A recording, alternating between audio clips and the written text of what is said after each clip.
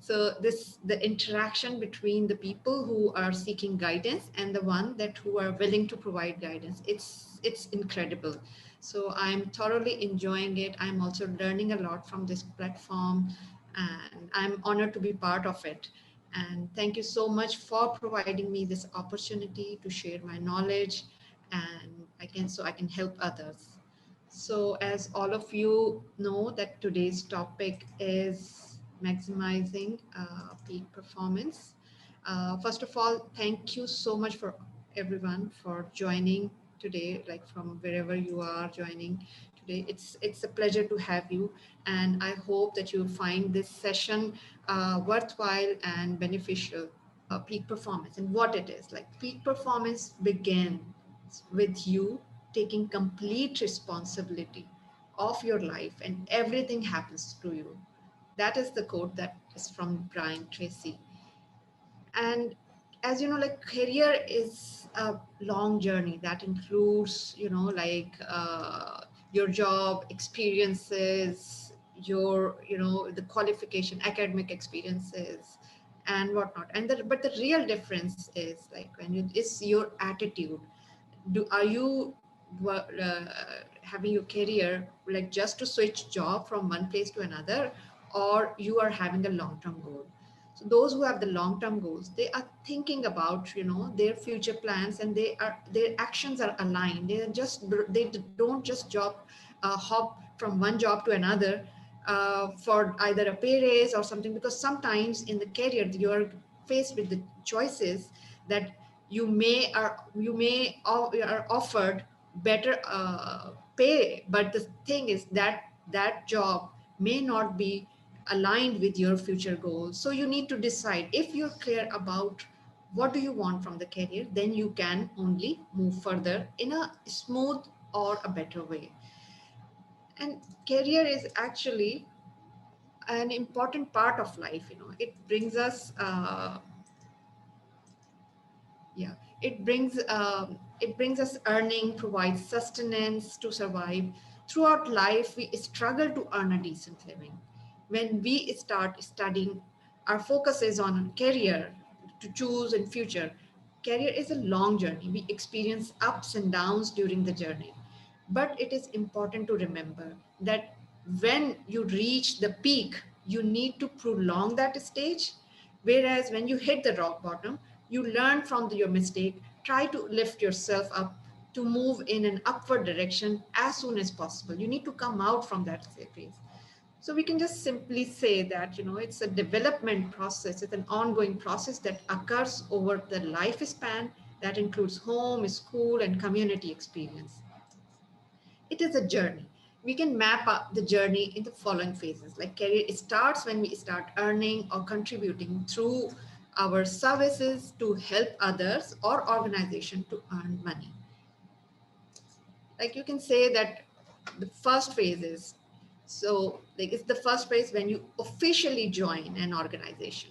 You are considered a newbie with a high learning curve. Moreover, you're blazing with energy and a drive to get ahead. The job will test your mental and learning capacity. This is a sort of a settling phase also in the new place or in an organization when you're trying to understand and adopt the culture of the organization. As your success multiplies, so does external credibility. The money is okay at this stage. Then you move to the second phase. You are viewed as capable but still learning. Confidence and ambition are accelerating at this stage. The organization see you as an up and coming player. You are growing into your identity and career with more accomplishment and experience. Your salary increases at this phase. The important characteristic of this phase is like it's the entire phase is characterized by uncertainties and anxieties also, as you don't know what lies ahead. But most importantly, you are positive about the future at this stage. You're learning and taking as much responsibilities as possible. You do make mistake at this stage, but learning from those stage and assuming increased responsibility is the marked characteristic of this phase. Third phase, I would say that You are proficient and you're on the cusp of the mastery. Learning inspires you, but now the pace gets slower. The once fierce drive to succeed begin to waver. Management and your peers perceive you as credible, and right up there, your compensation also surged. But the urge is actually going on a sort of a downtrend. The fourth stage is like, you arrived, like however, the glory of the fat salary, promotion, the fulfillment of your status is the subject matter expert, and all these things are going into the rear view mirror. There may be a sense of emptiness. Motivation and drive are mere trickles. You have a desire to change jobs, but you believe the choices are few, because as you know, as you move up the ladder, there are lesser opportunities, and you feel the emptiness, like you just feeling that there's something is lacking. The options always pale in favor of, like, comfortable status quo or something. So like this phase is something more, you are begin to see that what is happening. And this is not related, these phases are not related to the years of experience. It could happen either in 5 years, or it could happen in like 25 years. And the fifth stage is the resentment and boredom. And the isolation have eclipsed the hunger to grow and learn. And the sense of feeling trapped has emerged. The idea of leveraging your expertise is abhorrent to you, regardless of the money. This emotional turmoil can bleed into your personal life as well, which is very, very, troublesome, because it can affect your career life and the personal life as well. This is the stage where you begin to wonder about your start. You lose motivation and feel the emptiness. Identifying the stage, like, is very critical, and you need to find out where exactly you are at in your career, and taking charge, so you can take charge of the next step in the career. Your employer may or may not be able to support your growth. A competitor of theirs may appreciate not only what you have accomplished, but also where you want to go in your career. I would say that this is actually a psychology of excitement. Let me tell you that these stages are actually not related to, not limited to, or not restricted to career only. This is the psychology of excitement. The level of excitement is always higher at the beginning, but it gradually wears off. The journey of high level of excitement gradually fading into loss of motivation is not restricted to any career. I mean, this is the general thing. The excitement is actually always short-lived and temporary. But why? You may ask that why this excitement doesn't. Because human body is always seeking a state of homeostasis, a condition of stability. The mind and body are constantly undergoing changing condition, fluctuation in temperature, pressure, etc. Despite all these changes, the body can dynamically adopt to maintain homeostasis. Excitement disrupts that body state. They want to have a smooth ride, but when excitement happens, it actually disrupts it. But this disruption is only temporary, because the body is constantly returning to the homeostasis condition of, that is like not the excitement. So we always, like, we feel the surge of excitement, but we have this, the thing that our body wants to go back to the normal state, the routine life. So why? But again, you may ask that why do we need high level of excitement? The reason why, the excitement makes people more likely to act. When you are doing something with the excitement or energy, like, you will feel the rush, you will feel the need to take action. Anything that is done without excitement, you feel like, it's very bland. So when we are in the state of excitement, the body is in the high level of energy. It provides the perfect condition to take actions. Excitement of any kind is a state of actually arousal. Arousal means that the heart rate increases, the sympathetic nervous system increases activity, and the brain begins the signal of increased production of hormones. But again, as I said, that this is only short-lived. But can we say that, does this mean that we are hopelessly doomed to live boring lives with no excitement? So I would say the answer is no, because we have to work keeping things alive in our work relationship. This translates building excitement into life, planning to do things, and change the routine. So I will tell you just a little bit of what's happening in the mind to actually, and why you need to give them this sort of as Imran said, that you need to give them purpose, and as Lawrence says, that you need to actually keep them engaged. But what is the reason? The reason why I'm telling you, like, when the more you know, the more conviction you have. So let's learn first that what are the elements that keep our excitement level high. So I would say the dopamine level plays a major role in keeping the excitement level intact or the high. Dopamine was actually, it creates a seeking reward loop. It's known as the seeking chemical as well.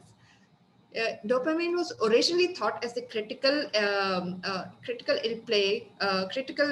chemical that plays an important role in, like, pleasure system of the brain. It was thought that the dopamine makes you feel the enjoyment and pleasure, such as like food, sex, drugs. But then research began to show that dopamine is also critical in causing a seeking behavior. It is very important to note that it does not only create the pleasure of having it, it actually makes you do more. It's all about seeking. Dopamine causes you to want, desire, seek out, and search. It increases your general level of arousal and your goal directed behavior. Dopamine makes you curious about the ideas and fuels your searching for information. It is the seeking system that keeps you motivated through our world, learn and survive. It is not just about the physical needs such as food or sex or drugs, but also the abstract concept. Like when you are looking for some more information and then you feel some goodness in that.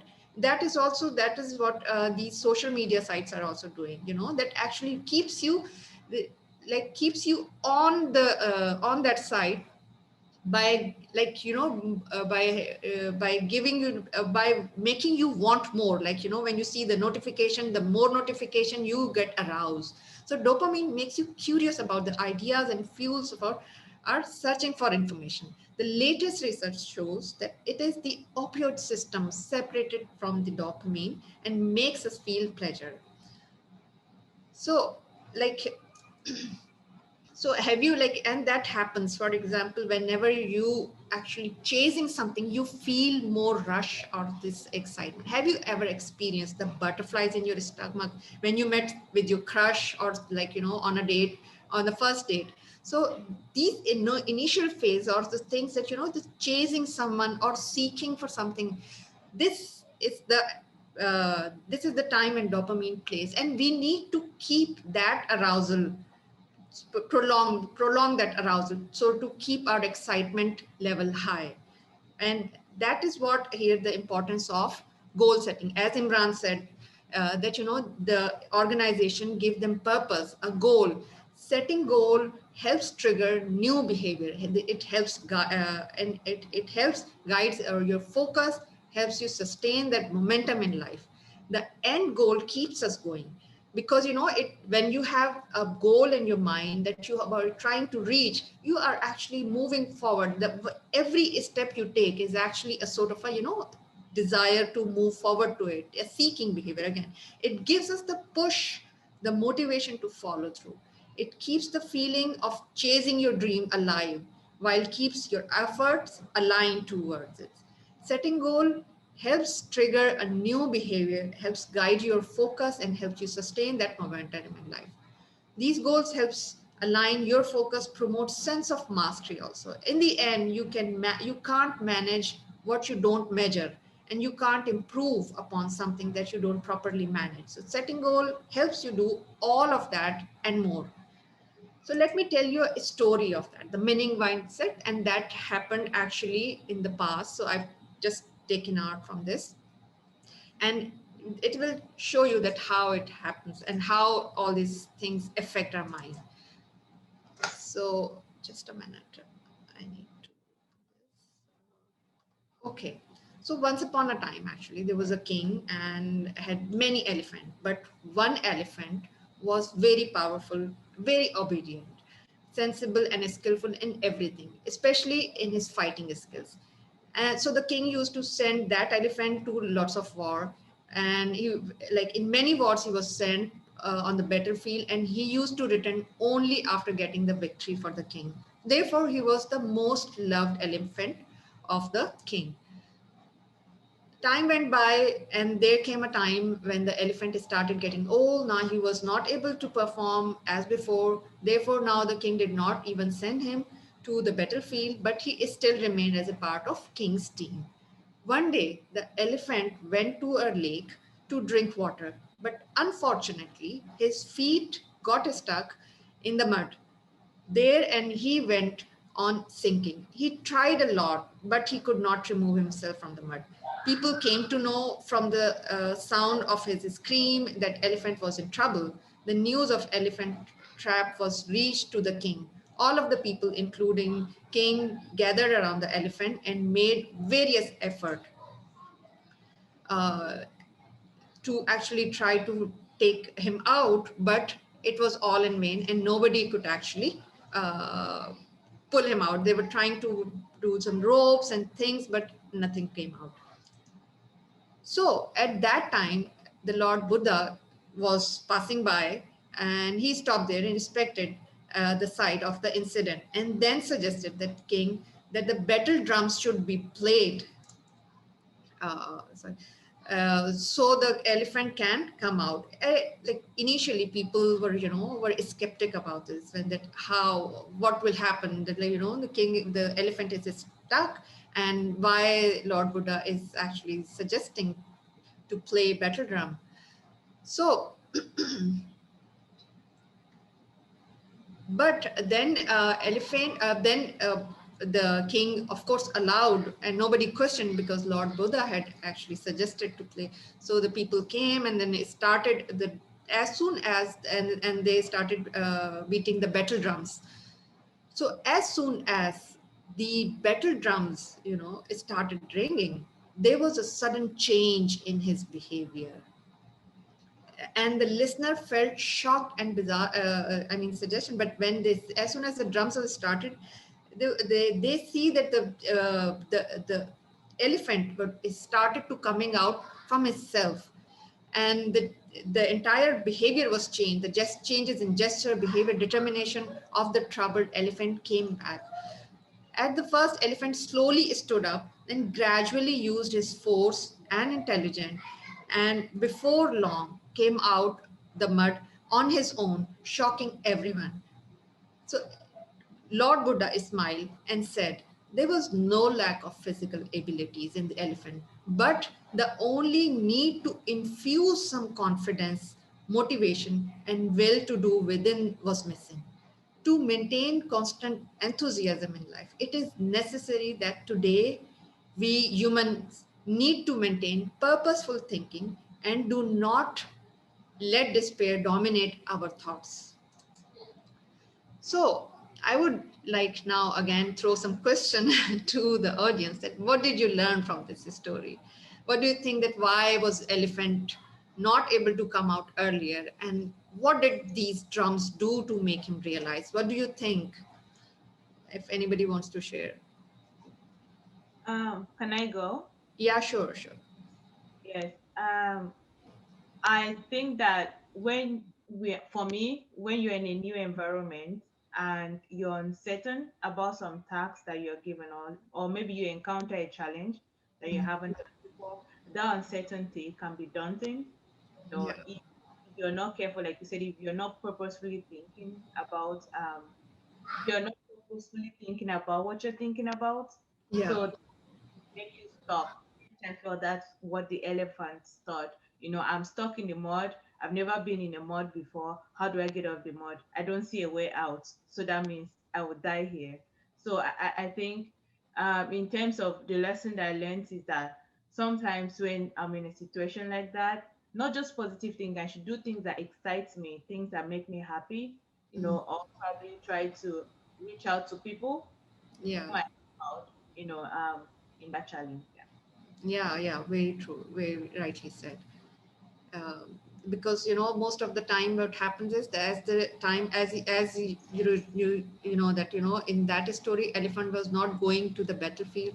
His like sort of the enthusiasm, this he went into the monotonous routine, and then he forgot, and when he was stuck and he thought that he felt very useless or something.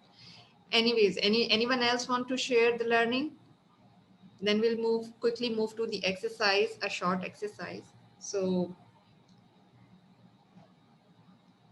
As a music therapist, of course, I have to underline the power of music and the yes. feel and the sensation given by music. That's Absolutely. important as well.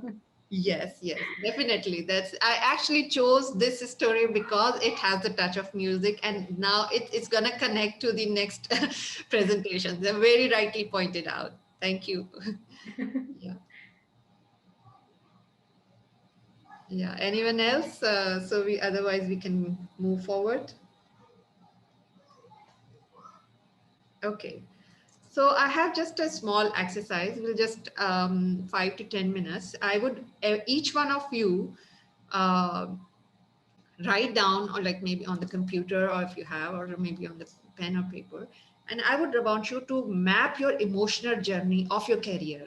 Like I've just put the project or college or university because I did not know about how, like what would be the background of our audience. So you can write down the emotional journey of your career. So like think of day one when you join your office, and write down the feeling.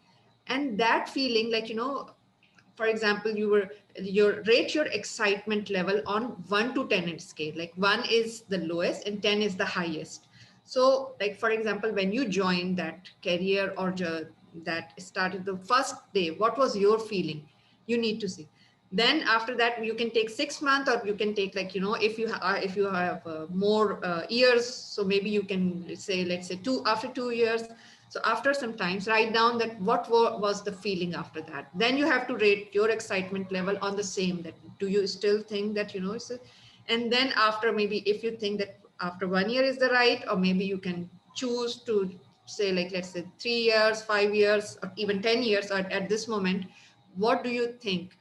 As we talked about, that the future goal is also very important. Once you realize the importance, like when you know that why you are doing this and where you are leading to, this actually gives you a purpose, and that is the main thing that also keeps your motivation alive. So yes, definitely the reason why I'm also doing this, because when you do this, when you map out your journey, this is very important. I mean, practice that we should actually do this continuously, frequently, so we know exactly where we are. Why are we losing the track? Are we going in the, or are we on the right track, or are we getting derailed from our main goal or something? So this gives us the awareness. Do all these things so you get to know, because where exactly you stand. And this is the, again, I'm going to tell you that why we did it, because these are the sort of a step to maximize your performance. The first one is like aware. This is very, I mean, the entire lecture you may say that, okay, where is the to maximize our performance? But the first thing, the very important thing is you need to be aware that what is happening to you. And if you are not aware, you wouldn't be able to take any action. You wouldn't be able to identify that what's going on. You need to see that around what's going on, what is happening, and then you pinpoint, then you identify that, okay, this is the thing that I need to address, and this is something that when I identify the issue. And then when you identify the issue, then you are in a position to take action to resolve it, to actually find out, like for example, if you don't know what's going on, even I can tell you, like a lot of people in there, I have attended a couple of like workshops in that, like people actually skip this part of aware. So what happened is, like if you identify still there is a lot of confusion and there is no conviction in their acts as well. So that's why it is very important to know first of all what's happening, then you identify, so you even are in a better position to identify and then act. So I'm going to tell you now, the ways to actually maximize the performance. Like, this is a very famous quote, and I actually love it, because insanity is doing the same thing over and over again and expecting different results. Einstein said this, and if we actually keep doing the same thing, that means that we would not, we will expect the same result, we will not get anything different. So if now you have identified that your motivation is going down, so that means you need to change something. It's not something that you can, the thing that you like, you're taking the action like from the previous strategy is not working, so you need to change your route, you need to change your track now. So you need to again train your mind to be your ally, not your enemy, because this is the greatest organ. This is something that like your mind possesses extraordinary power. But the only way is either you can use it as a ally, or if you don't use it, it will become your enemy. So how are you can do, like, brain is again, as I will go back and say that, like, the reason why we lose excitement, because our brain is reinforced and regulate life. It is actually, it needs a very a comfortable place, everything to be run in a smooth way. So it, no matter what, you will go and you will have some excitement, you will change thing, it will just stay there for a while, and then your mind will go in the same routine manner. Okay. And then okay, and I would say that what happens is, basically this happens because of our subconscious mind, like, as you all know, subconscious mind is the 90% of your mind, and conscious is the 90, is only like the 10%. What happens is, like, subconscious mind again, it's like regulate the function, the body temperature, heartbeat, brain, uh, and everything that is going on, through the for example, the like, what many people don't realize, that brain is built to only, not only the regulate the physical self, but also it regulates the mental processes as well. It does not only, like, for example, we don't know what's our digestion, how our digestion is happening, we don't need to know. This is taken care by our subconscious mind. Similarly, the our lot of things are also done mentally also, and that is taken care of the subconscious mind. Like, whatever, like, you learn things once. It's, for example, if you have learned driving, that you're driving the car, and then you are talking, and you're not aware that you are pushing the accelerator, or you're changing the gear. It's running automatically. So this automatic things are actually feed in our subconscious mind, and that is how we gain mastery also, because of course when you are doing this regularly, your subconscious mind is doing it. But then again, it becomes a very flat thing. You get into the same thing again and again, and you're doing this the same thing, and that is how the subconscious mind, like, is actually, we get into the trap of this comfort zone. Okay? And then you need to, again, when you are aware of it, only then you can identify, and then you can take action. So you need, first thing is, if you want to change your life, you need to change, or you need to add excitement in your life, you need to change your habits to alter the result of it. So here are some few, I would say, steps, like the ways to train your subconscious mind and to not go into the same routine life. And if you want to change, because for example, if you are in a so autonomous life, automatic life, I would say, then it will be very difficult to change your life. So how you change is, you need to talk to your subconscious mind, and it's not easy, because it's easy to talk to your conscious mind, but if you want to talk to your subconscious mind, because you don't even know how to do it. But how you do it, as Napoleon has said, that you communicate it through emotions. Communicating thoughts from conscious mind to your subconscious mind is difficult, because it cannot be done easily. It can only be done through emotions.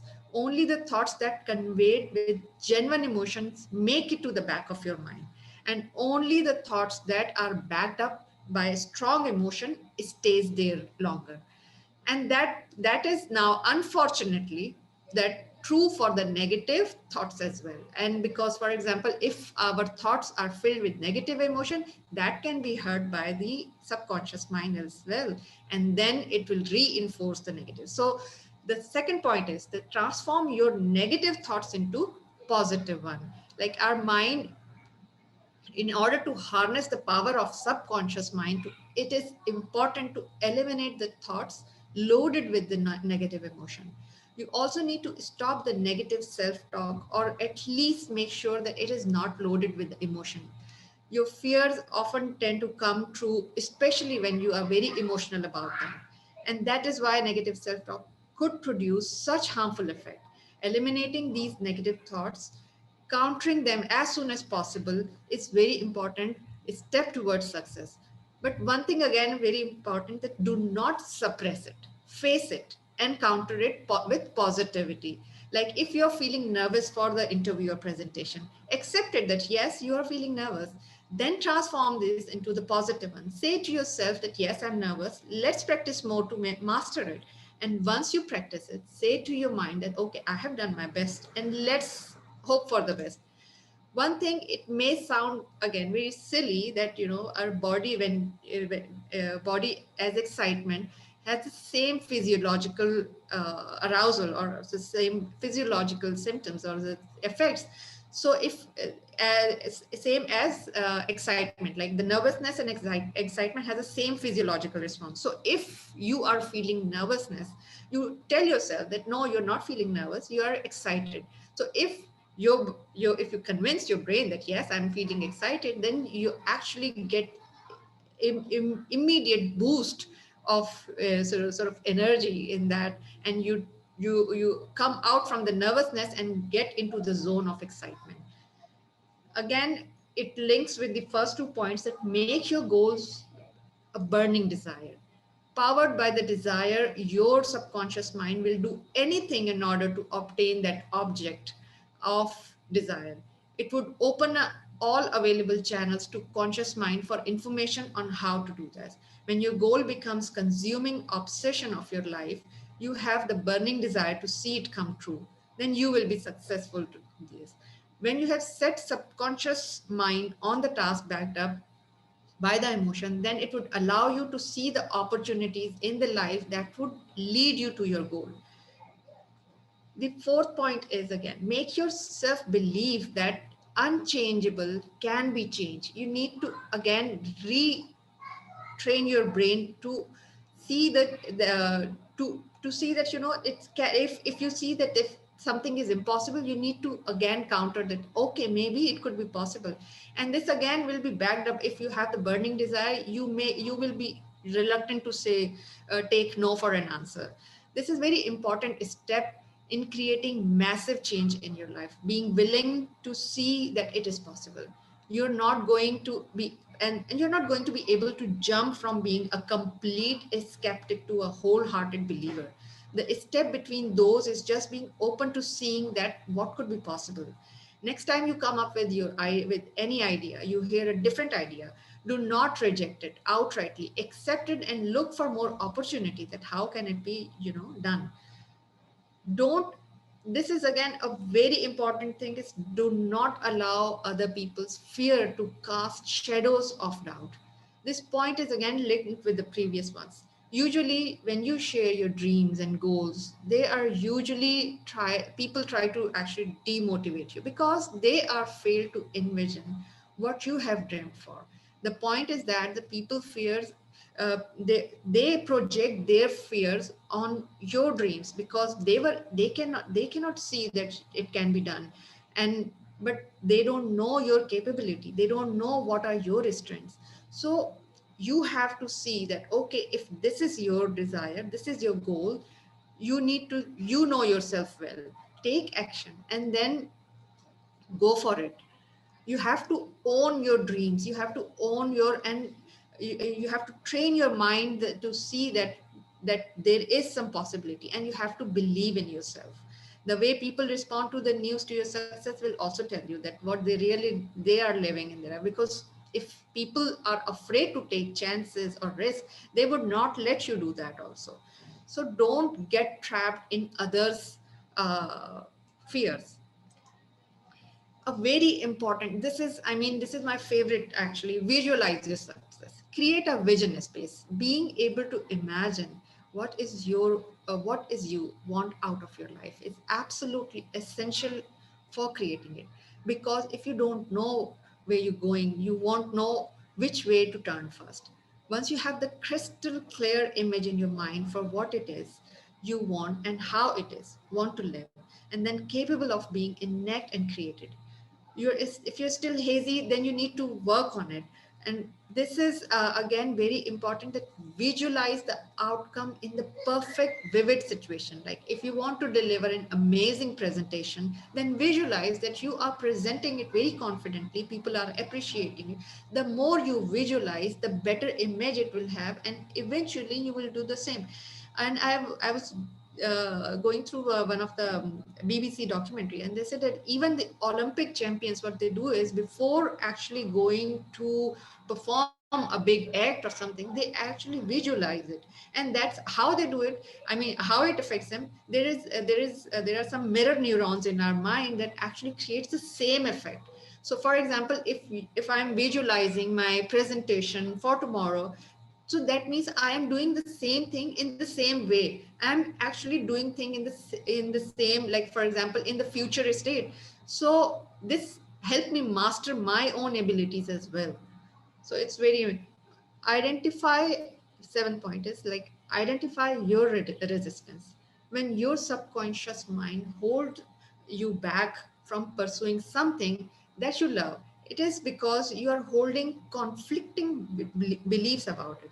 To identify these resistance, question yourself that why you feel better when you procrastinate. Why getting what you really want to could actually put you in a place what makes you feel more vulnerable than ever.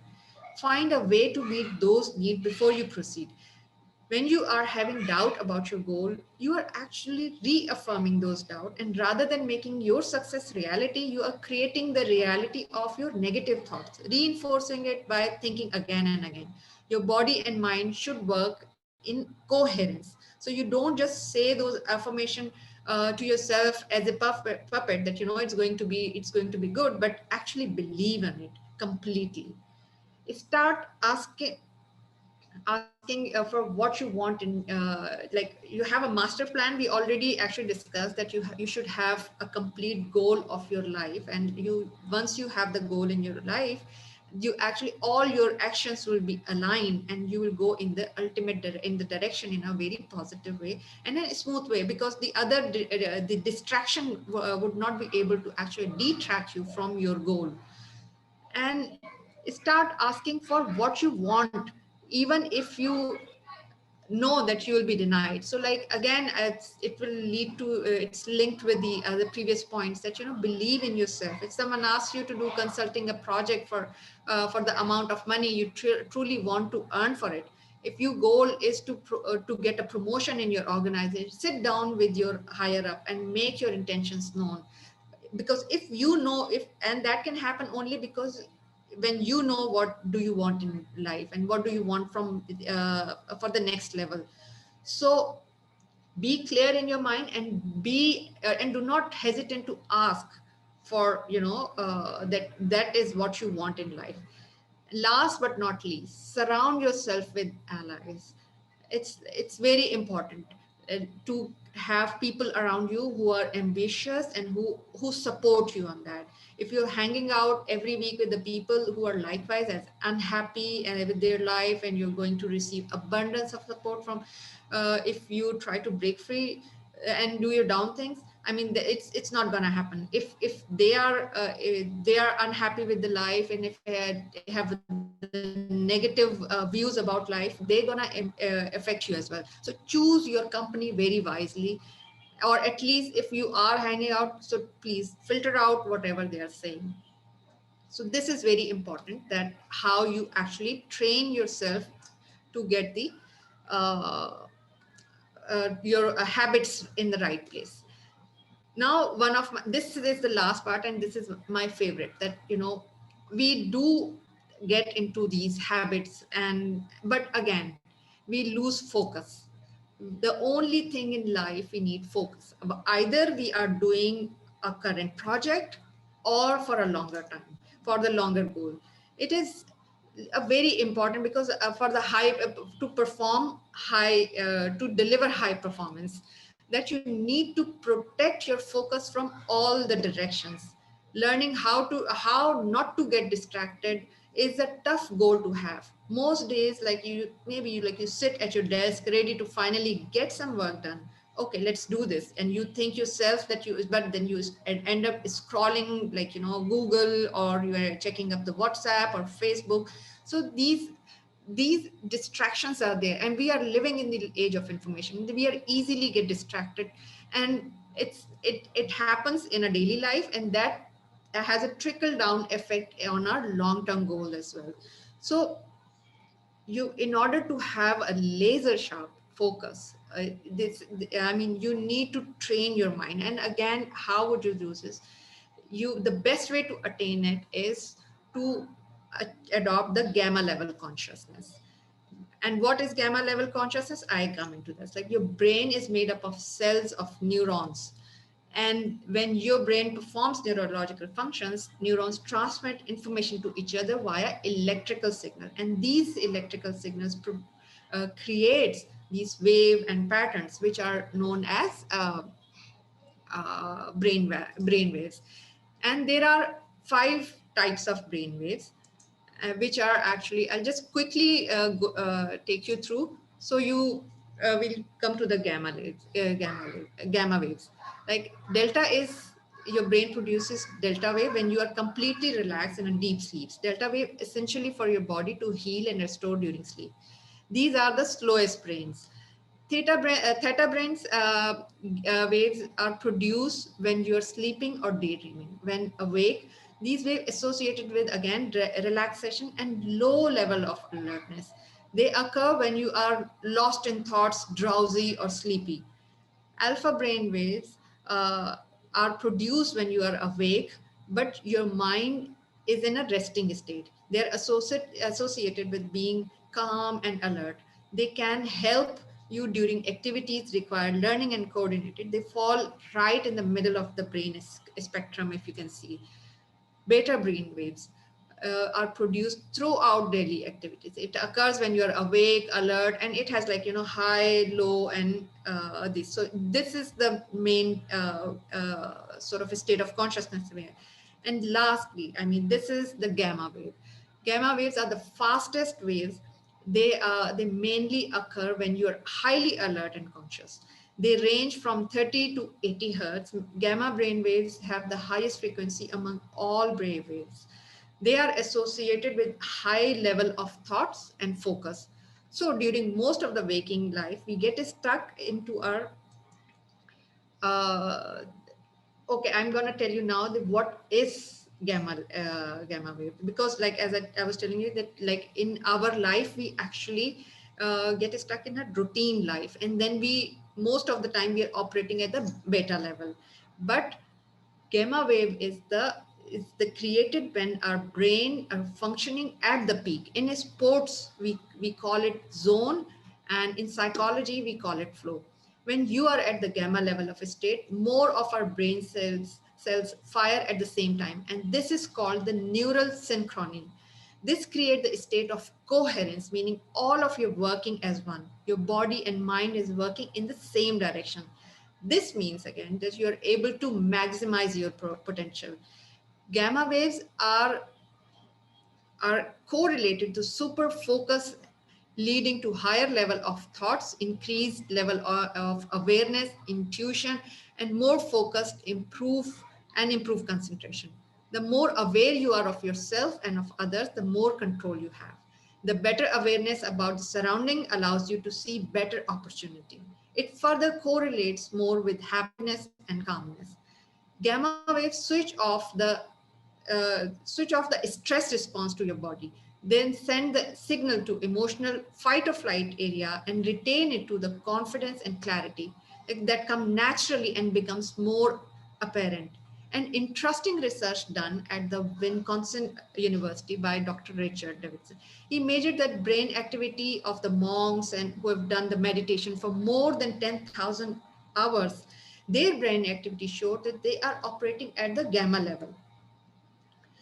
The, again, the documentary again by BBC showed that the brain activity of the people, actually the BBC documentary measured the activity of the people who were engaged in problem solving activity.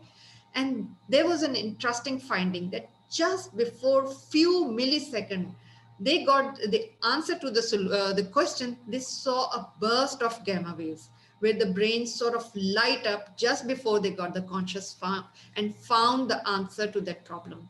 So this, like, this state is something that helps you to find out, or to it actually creates it creates a sort of a state where you pick up the right sort of answer to whatever you're doing is.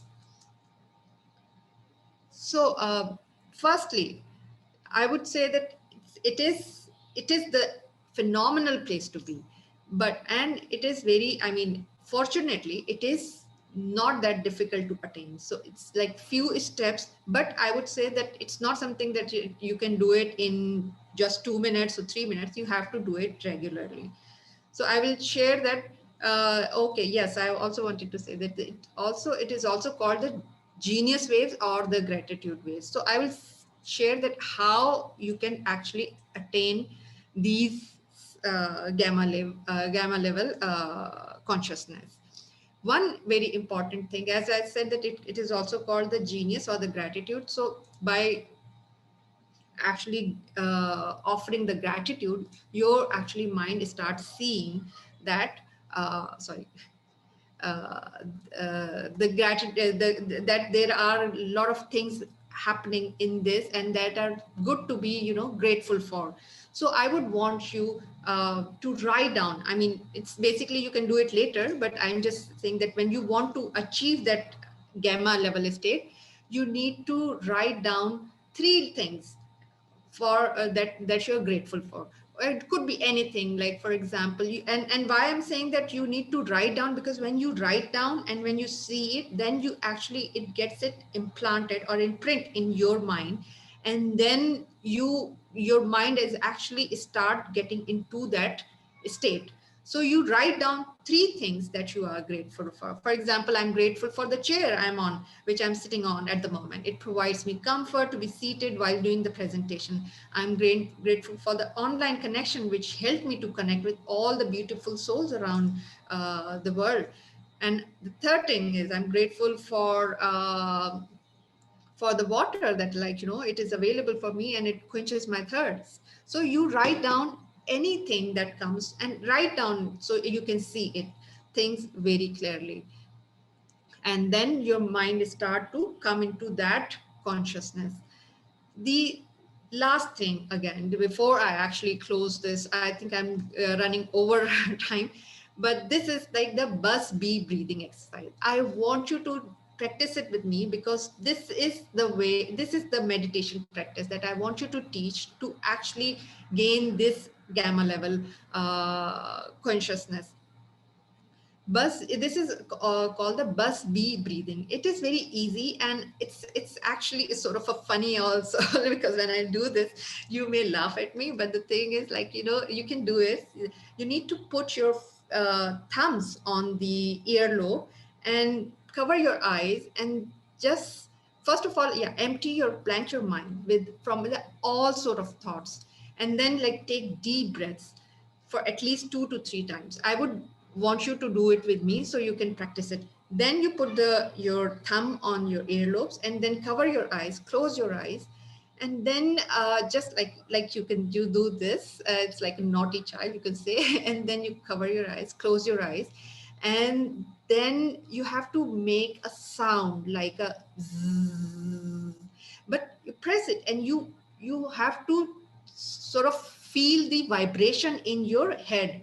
So like your mind can actually feel the vibration. So you just take to inhale the breath, and then when you exhale, make a sound like zzz, like take the breath and then exhale. You make a sound that in a way that it actually you feel the vibration, and I would want you to do it with me at least 3 times, and then take a deep breath, exhale,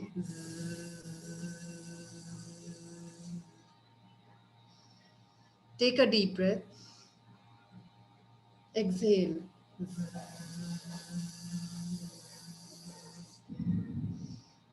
take a deep breath, exhale.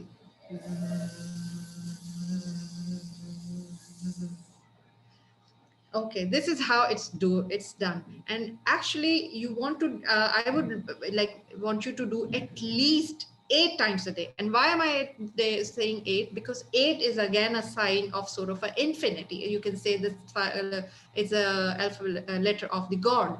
So you do it daily, at least in the morning and in the let's say if you have time, then you can do it in the like evening also. So, I mean, this is very important that you put your earlobe, put your thumbs on the earlobe and just press it a little, close your eyes and just inhale and exhale with the sound. I mean, the way it should be done, like you actually feel the vibration in your head, and do it very like in a relaxed way. Don't, when you are doing it, don't think of anything. Just make yourself, you know, relax, and then you do it. And at least do it 8 cycles in a day at least, and you can do it more. And whenever you feel that you're losing your focus, this, I mean, this is my personal favorite. I do it all the time to actually keep my focus intact. So this helps a lot. I think you'll all be trying that and hopefully getting into the zone and getting to that focus. Sure. Thank Sure. you so much. Thank you. Great. I was going to pass it over to the BLIX team, Edema Yeah. and Maria, and that was amazing. Thank you so much. Thank you so much. If anybody has any questions, feel free to ask. Yes, does anybody have any questions to Ambreen before we start wrapping up? Feel free to either drop it in the chat or unmute yourself.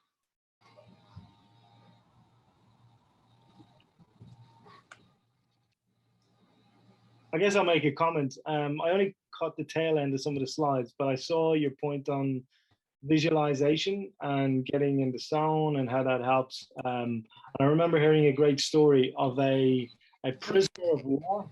He was kept in a North Vietnamese prisoner camp, and he was a golf player.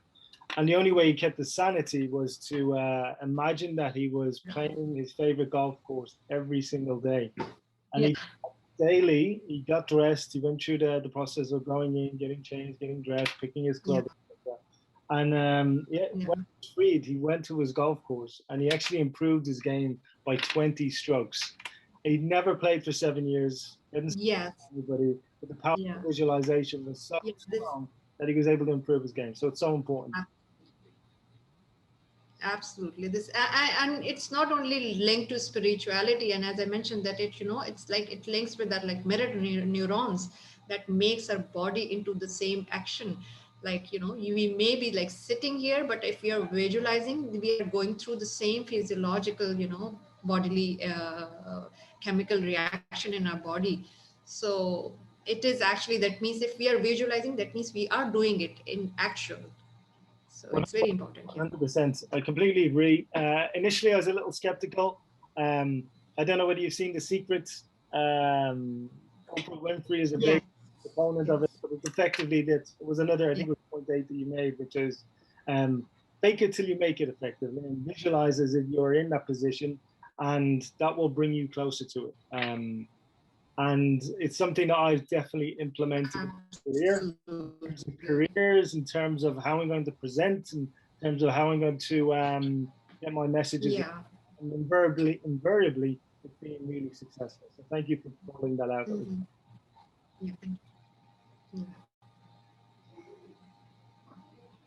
Yes. Any questions from Ambreen? Sorry? Sorry. No, go on. Okay. No. So, Amreen, you had mentioned that there's a way to talk to your subconscious mind through strong emotions. So, could you Yes. please elaborate or give me an example on how to do it?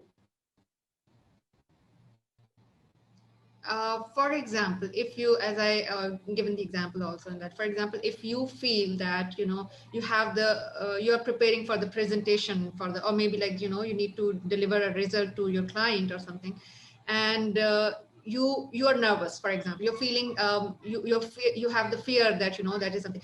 Now you need to see that if you are actually this, first of all, you need to change your fear into this negative emotions, into positive ones. Like for example, if you are you're saying that, okay, I might not perform well in that, then you need to say, no, okay, if I might not, let's practice more. Do transform into the positive ones, and then practice more, and then say to your mind, okay, I am practicing more, and feel it. Not only just, you know, as I said, no, don't just say these words like, you know, I will be like, as I even say that, visualize yourself for that you will be presenting very well, or you are having a very good final deal with your clients. Don't just say it as a puppet.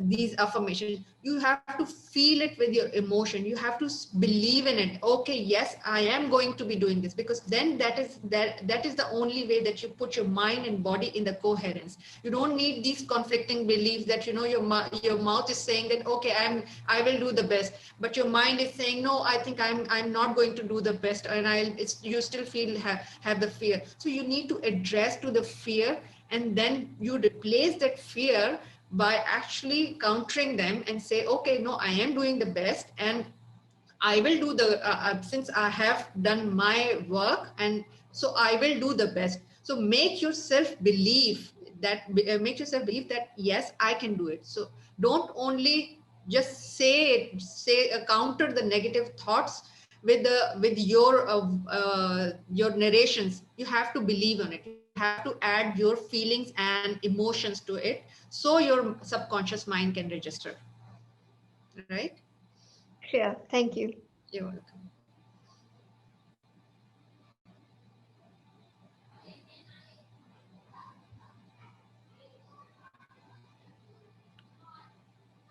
Just one question. You talked about visualization earlier on. How can you visualize? I know it's very. Can you Yeah. just give an example as to when you visualize something and how did it, whether it works or it did not Okay. work? Yeah, I would just say that, you know, first of all, do the meditation again. Are you, first of all, when you want to have a goal, write down, first of all. Like, for example, if I would share my experience, like I am writing a book, for example, then I am, for example, I want to see the final result, and I am doing this for like last 20 years. I would say that I know that, and that is how I actually plan that I will do this at this stage, and that is how I'm planning. So I written it down, my goal. I'm seeing it that, okay, that is going to happen. And then when you are actually visualizing, keep your mind clutter free. You don't need to think, like, for example, keep all your phones away, keep, be in the state, as I said, that, like, you know, gamma state is for the this highly focused, to attain this focused, highly focused state. But when you want to visualize, you also do some other breathing exercise, like, you know, there's pranayama or something. You do some breathing exercise, you go into the mentally relaxed mode, and then I would say in as vivid as possible. Give like, think of it in each and every, for example, if you want to prepare for, let's say, if you're visualizing that you are going to for an interview, right? Then visualize the exact room, that how would it be, how would that interview be, what would you be doing, you, when, from where will you enter. You actually sort of running a movie in your head. So give as much details as you can to make it a perfect looking scene. So that is how you can visualize it. and do it before, after the meditation. So your mind is relaxed, your body is relaxed, and then your thoughts are cluttered free. So That's yeah, great. it's, We're but I hope I answered your question. I think we're losing you a little bit, Ambreen. If you can put Sorry. your video, maybe if you could temporarily just turn off the video, that may help. I think we're losing you. I think we got the main message there, but really to Edma, Okay. answer your question. Yes, yes, yes. Thank you. Yeah, I did. Okay, that's great. Okay. All right. So if we don't have any more questions to address, Maria, we'll wrap up. Uh, yes. Well, there's maybe just one thing we can address. So Sure. I think Vignette Ram asked in the chat, does it help in creating gamma waves? I think he was referring to the Busby breathing exercise.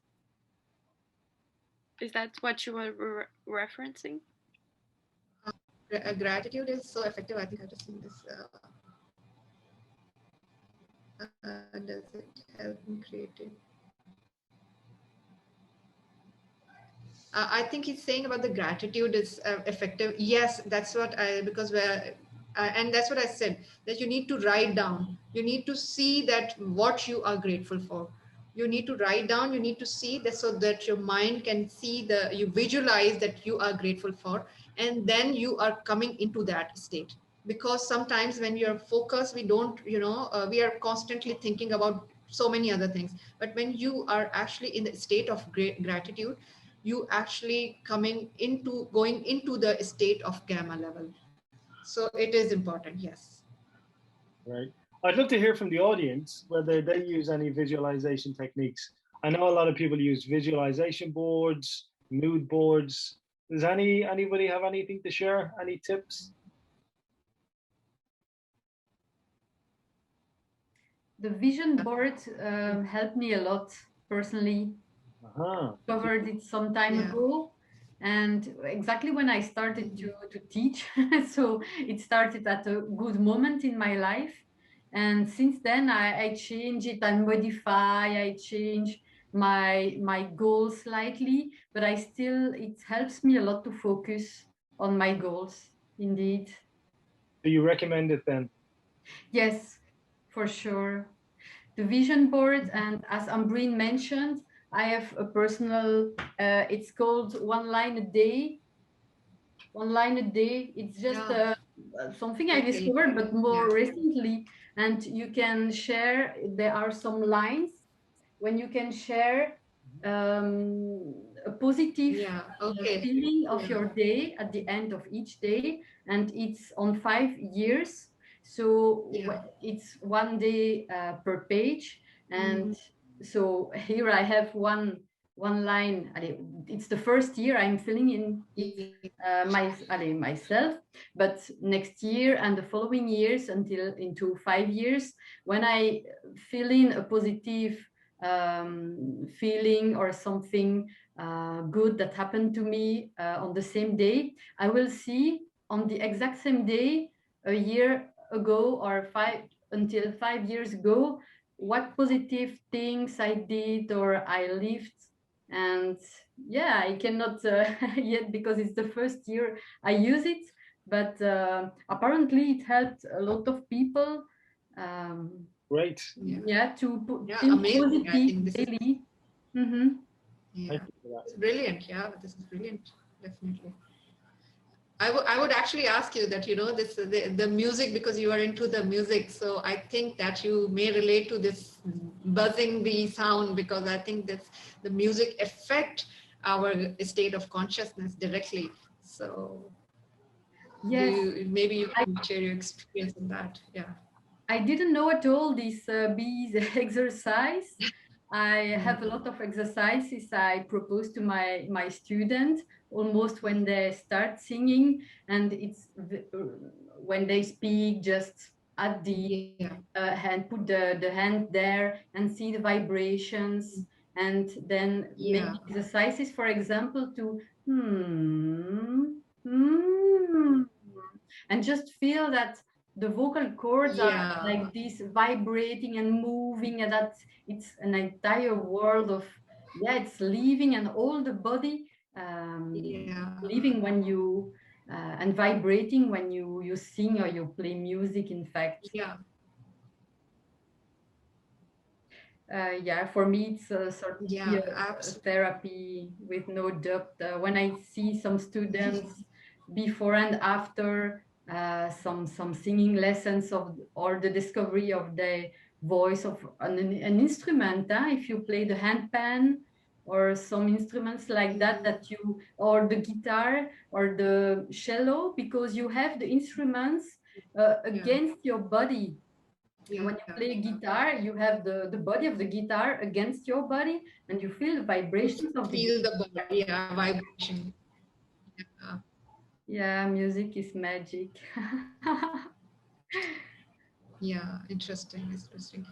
I would just add one thing last. I think then we can, because it's all about actually vibration. If anybody has heard about the law of vibration, it's like we may think that we are just like something, we are solid or something, but everything in the universe is moving and is actually creating a frequency. We all have like signature frequency, so it's all about vibration. So and that is like we need to pick up the right vibration to whatever, like if we want to achieve certain state, we need to pick up the right vibration. We further do the research on, law of vibration or something, and that has been proven by science, spirituality, and by like a lot of religion, like from all the aspect it's proven. So yeah.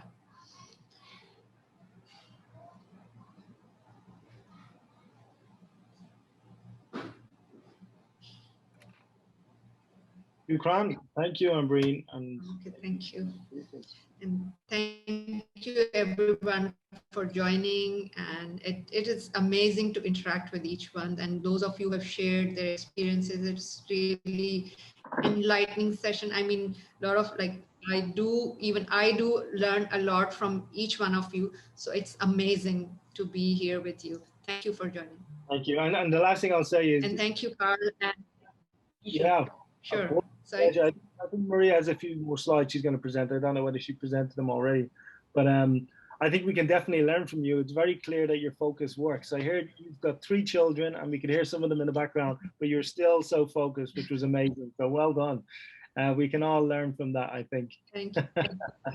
It's incredible. Thank you, Ambreen. Thank you so much for giving me opportunity here to speak. Thank you, Carl, and thank you, BLIX. Thank you so much. Well, thank you so much. As I think we've finished with the questions, so to finish today's session, I'm just quickly gonna present what's gonna be next with BLIX. So here are our next workshops for the month of July. So next week we're gonna have a workshop on how to efficiently build your LinkedIn profile for it to stand out, and it will be facilitated by Angelica Balbuena, who is an account director at LinkedIn. And then in 2 weeks, we'll have a great workshop that will present different Amazon frameworks, and they're going to be targeting the innovation of products. That's going to be on July 29th. On the same day, we're going to have a second workshop, also on July 29th, and also a workshop on Amazon, but this one is going to be focusing on the Amazon interview process. We're going to have 2 workshops happening at the same time, but the capacity for this one, the one on interviewing at Amazon, is going to have a low capacity. The spaces will be limited to 5 attendees, and this is because it's going to be very interactive. And so Robbie Guerrier, who's going to be facilitating the workshop, only wants to have a few people for it to be very interactive. So if you want to save a spot for this one, I would advise you to get your space ASAP. So you can register for the upcoming workshops on our website. And that is all for today. Thank you very much, everyone, for joining and for being so engaged in the discussion. It was great to hear from everyone. Thank you very much. And thank you very much, Ambreen, for sharing your insights. It was really interesting and rich. I've personally learned a lot today. So thank you very much for that. Thanks, everybody. Thank you. Thank you. Thank you, Ambreen. Thanks everyone for joining. Thank you. Bye-bye. Thank you so much.